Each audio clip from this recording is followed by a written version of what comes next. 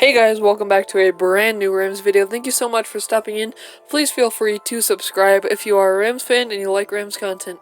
But today we're going to be talking about who's going to be starting for the Rams today versus the Seahawks, John Wolford or Jared Goff. I'm going to be kind of breaking it down and saying what I think because it's not a for sure starter thing yet. McVay is not going to be revealing it at all this week. He says it's going to be a game time decision. Personally, I think he's doing that just to throw the Seahawks off, and so they don't know who to game plan for, and they'll have to do both.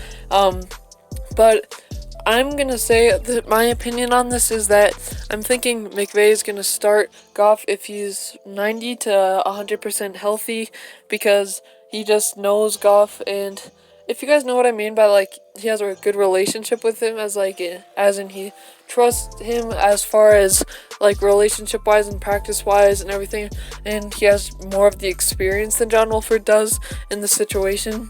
But I would say if Jared Goff is not 100%, then he's gonna have Wolford go in there. And even if Goff does start, he's probably, if he starts performing bad, he's probably gonna put in Wolford now that he knows what he can do in a real game. But I'm gonna say, like, if Goff is 100%, I don't think McVay's gonna still start Wolford over them, or even close to 100%.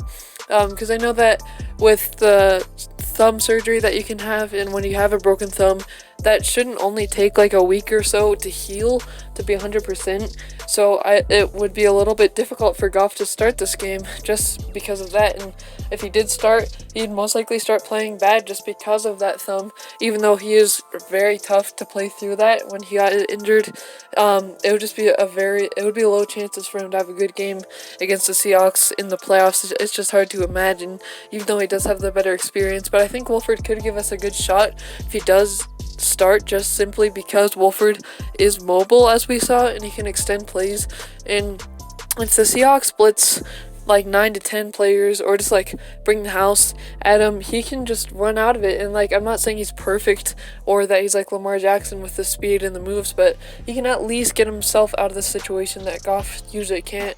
He'd crumble under, and he could roll out from Jamal Adams rushing at the quarterback being himself, and he could find a target like Robert Woods or Cooper Kupp or Josh Reynolds or Van Jefferson or Tyler Higbee or Gerald Everett, all those guys. He has the ability to extend the play even if there is pressure in his face like we saw against him, and he can get those first downs.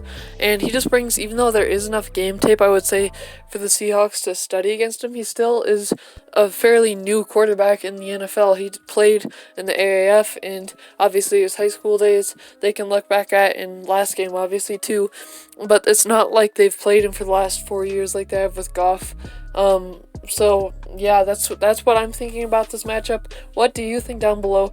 Because that's what I'm thinking about it. McVay may want to start Wolford over Goff, but he'll probably start Goff if Goff is feeling good. Just for the organization standpoint and how they drafted him number 1, doesn't want to make them look bad. And I hope you guys know what I mean when I say he trusts Goff, like he's been with Goff for all those years and he knows what Goff can do. So let me know what you think down below. Thank you so much for watching this video. Smash the like button.